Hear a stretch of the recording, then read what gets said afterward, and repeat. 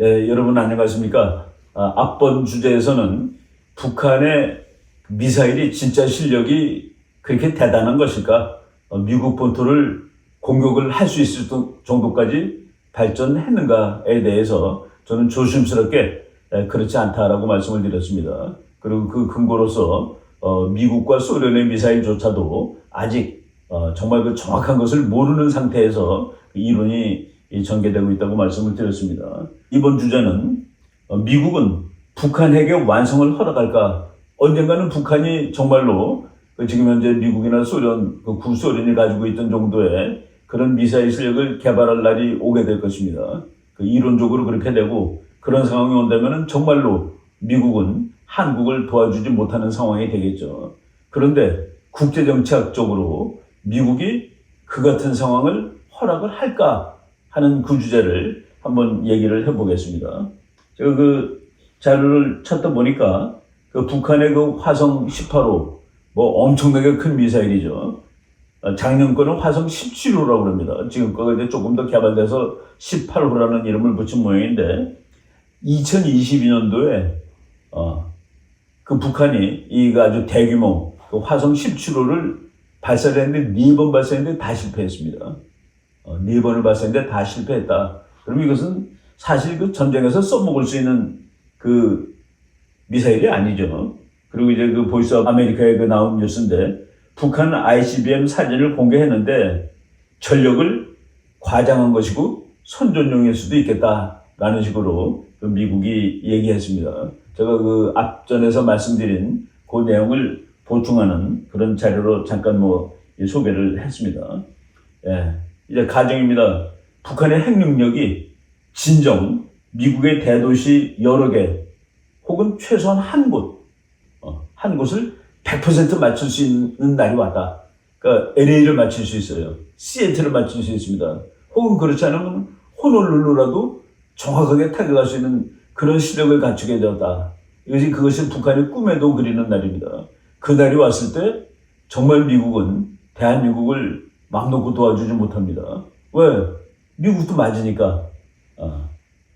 그런 날이 왔을 때 그러면 지금 미국이 일본도 그렇고 대한민국도 그렇고 미국이 우리한테 핵우산을 제공해주고 있기 때문에 대한민국이나 일본이 핵을 만들 수 있지만은 만들지 않고 있는 겁니다. 그런데 북한의 핵 미사일이 미국에 도달하는 날, 그날은 지금의 그 모든 전략이론이 다 망가지고 그리고 핵우산도 다 엉터리가 되는 것이죠. 그런데 한번 물어봅시다. 미국이 일본이 아무리 소중하고 대한민국이 아무리 소중해도 미국의 대도시 하나가 북한의 핵 공격에 점멸되는 상황을 가정할 때 바꿔줄 수 있을까요? 네, 저는 미국이 정말 아무리 작은 도시 하나라도 한국이나 일본과 바꾸지 못할 것이라고 봅니다. 이것은 말이죠. 그 국제정치에서 어느 나라가 핵을 개발해야 될 것이냐 것을 논할 때 정말로 심각하게 얘기되는 그런 상황입니다.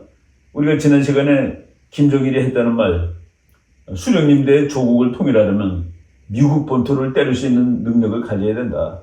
그래야 마음 놓고 그 미국이 개입을 걱정하지 않고 조국 통일의 대사변을 주동적으로, 그때 되면 북한이 주동적으로 할 수 있다. 우리가 목에서 교수 얘기도 했죠. 그때 우리는 항복해야 할 것인가 싸우다 죽어야 할 것인가라는 그 번민을 하게 될 것이다 라는 얘기를 말씀을 드렸는데 실제 실효가 있습니다. 프랑스가 옛날에 핵무장을 하려고 했더니 미국이 우리가 도와줄 텐데 핵무장을 꼭 해야 되느냐라고 프랑스를 설득하려고 했습니다. 그때 프랑스가 되물었습니다. 그때 이제 소련일 때죠. 파리를 공격할 경우 미국은 모스크바를 대신 때려줄 것이냐. 그러니까 소련이 파리를 공격했을 때 미국이 모스크바를 공격해 줄 거냐. 프랑스 대신에. 그 경우 소련은 뉴욕을 공격할 텐데 당연하죠. 미국이 공격을 했으니까 소련이 복수를 안 하겠습니까? 즉 미국은 파리를 위해 뉴욕을 희생할 각오가 되어 있느냐라고 프랑스 사람이 되물었습니다. 미국은 거기에 대해서 대답을 할 수가 없죠. 대답할 수 없습니다. 프랑스가 말했습니다. 파리를 지키는 데는 미국 핵폭탄 수백 수천 발보다 프랑스 거 몇 발이 더 낫다고, 유용하다고. 그렇죠? 이런 상황이 만약 온다면은 대한민국이 전략적 옵션은 우리 거를 만드는 수밖에 없다라는 그런 상황이 될 수도 있겠죠. 프랑스는 핵무장을 단행했고 미국은 프랑스의 핵무장을 막지 않았다. 이것이 실제 역사에 나타났던 프랑스의 핵 전략 이론입니다.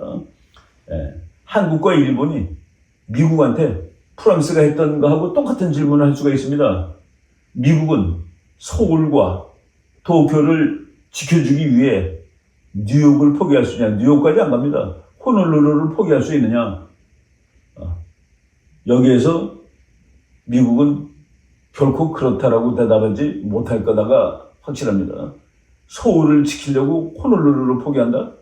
도쿄를 지키려고 호놀루루를 포기한다? 안 그럴 거예요. 바로 이 상황은 키신저 박사가 얘기했듯이 북한과 미국 사이에 불가침 조약이 맺어진 상황이 됩니다. 북한은 미국하고 이제 안 싸워요. 미국을 때릴 수 있기 때문에. 그리고 한국과 일본은 모개수 교수가 말한 싸우다 죽을 거냐 항복할 거냐의 상황에 직면하게 되는데 제가 전번 시간에 말씀드렸죠.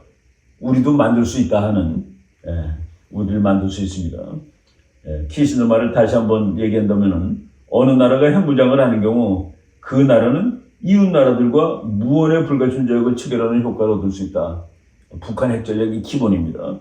그리고 뭐겠어? 한국하고 북한 사이에 그리고 북한하고 일본 사이에 북한은 핵무장을 완성하고 즉 미국까지 가는 핵폭탄을 만들고 일본이나 한국은 그것이 없을 때 일본이나 한국은 북한하고 싸우다가 죽을 거냐 항복할 거냐를 결정해야 된다는 그런 얘기죠. 이런 상황이 왔다 그러면은 한국은 어떻게 하겠습니까? 핵무장합니다. 그런데 한국이 핵무장하면 누가 핵무장할까요? 대만 핵무장하지 않을까요? 일본 핵무장하지 않겠습니까?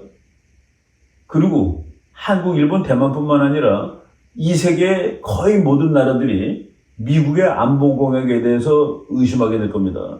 미국이 자기 도시를 얻어맞을 각오를 하고 안보 공약 지켜줄 수 있겠느냐? 없다라고 저는 확신할 수 있습니다. 그런데 여기서 한번 생각을 해봅시다. 한국의 핵무장이 대만의 핵무장과 일본의 핵무장을 초래한다고 그랬는데 그것이 미국이 감당할 수 있는 상황일까를 한번 생각해 보는 겁니다.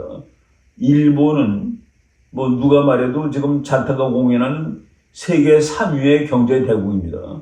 그리고 미국하고 전쟁했던 나라입니다.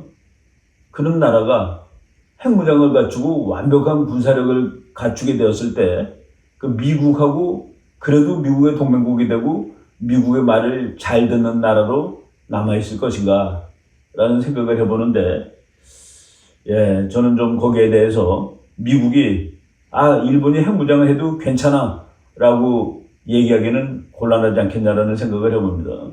제가 그 오래전에 읽었던 핵 확산에 관한 이야기인데 핵 확산할 때 핵무장을 할 능력이 가장 빠른 나라로 일본을 묘사한 책입니다. 거기에 그 문장이 하도 충격적이라서 제가 오랫동안 기억하고 있는데 이렇게 되어 있습니다. Almost overnight, Japan can be a fully nuclear armed state. Almost overnight. 정말 거의 내일 아침에 일본은 완벽한 핵무장 국가가 될 수 있다. 이거를 과연 미국이 감당할 수 있을까? 그런데 일본으로 하여금 내일 모레 당장 완벽한 핵무장 국가가 되게 할 수 있는 근거는 북한의 핵미사일이 미국 본토를 때리는 그날부터입니다. 그래서 저는 미국은 아마도 이런 상황에 도래되는 것, 즉 대한민국의 핵무장하고 일본의 핵무장하고 핵확산체제가 다 무너지고 그리고 일본의 핵무장은 미국이 감당하기 어려운 정말 2차 대전을 치열하게 싸웠던 가상 적국이 핵무장을 하는 그런 상황이 될 텐데 그것이 가능하겠느냐는 그런 생각을 해보게 됩니다. 우리나라도 여러 학자들이 말했지만은 6개월이면 원자폭탄을 제조할 수 있다라는 것이 통설입니다. 그리고 1년이면은 수소폭탄도 만들 수 있다. 일본은 거의 내일 아침에 많은 학자들이 우리나라 사람들은 그렇게 생각하지 않지만은 일본을 중국보다도 오히려 더 강한 나라다라고 보는 학자들이 많이 있습니다. 미국의 그 조지 프리드맨 박사가 대표적인 학자고, 그 조지 프리드맨하고 같이 같은 연구소에 근무하고 지금은 따로 이제 활동을 하고 있지만, 피터 자이안 이 사람도 최근에 나온 책에서 결국 아시아의 챔피언은 일본이 될 것이다라고 얘기하는데, 만약 북한의 핵폭탄이 미국까지 가는 상황이 허락된다면 이것은 반드시 올 수 있는 이런 상황이 될 겁니다. 제가 그 언젠가 방송했었는데 21세기 아시아 제1강대국은 일본이다라는 피터 자이안의 분석도 얘기를 해줬습니다. 2021년 일본 방위백서 표지, 이것도 제가 여러 번 보였는데 한번 다시 보겠습니다. 일본은 속으로 아마도 그런 날이 오기를 기다리는지도 또 모르겠습니다. 보통 국가가 되고 싶어 하는데 최근에 일본은 보통 국가가 너무나도 쉽게 됐죠. 나는 이거 일본 사람들의 그 국제 전략이 먹혀들고 있다라고 보는데, 지금 미국이 대만에서 전쟁 나는 것에 대해서 노심초사하고 있습니다. 근데 아시아에 있는 국가들이 야, 나 대만에서 전쟁 나면 미국하고 함께 참전할 거야 라는 말을 해주면은 대단히 고마울 텐데 일본이 그 얘기를 해버렸습니다. 그런데 일본은 법적으로 전쟁을 못하는 나라죠. 전쟁을 못하는 일본이 대만에 전쟁 나면은 우리는 전쟁에 갈 거야, 참전할 거야 라고 그랬는데 미국이 여기에 대해서 말을 못합니다. 바로 참 이 국제정치의 변화를 극적으로 일본이 활용하고 있는데, 일본은 대만 해협에서 전쟁 나면은 참전할 뿐만 아니라 반격 능력, 그러니까 저쪽에 공격하기 전에 먼저도 가서 쏠 수 있는 그런 능력까지 갖겠다는 얘기를 지금 하고 있는 상황이죠. 일본은 2027년이면은 군사력, 국방비가 세계 3위가 될 예정으로 지금 있습니다. 이런 이 세상이 변화하는데 과연 미국이 이런 상황을 방관할까? 저는 우리가 지난주에 말씀드린 김정은 제거 작전 이런 것들이 지금 다 결부가 돼 있다고 봅니다. 김정은이 제거되면 북한은 핵을 만들지 않겠죠. 그리고 미국이 지금 마지막 결정에 와 있다라고 봅니다. 이거를 해결하고 넘어갈 거냐? 그렇지 않으면은 어영부영하다가 정말 일본이 핵강국으로 부상하고 한국도 핵무장하는 나라, 전 세계가 다시 정말 그 정글처럼 되는 그런 상황을 허락할 거냐? 미국이 기로에 놓여 있는데, 미국도 아마도 그런 상황이 되는 것은 원치 않을 것이다 라고 한번 조심스럽게 말씀을 드려보겠습니다.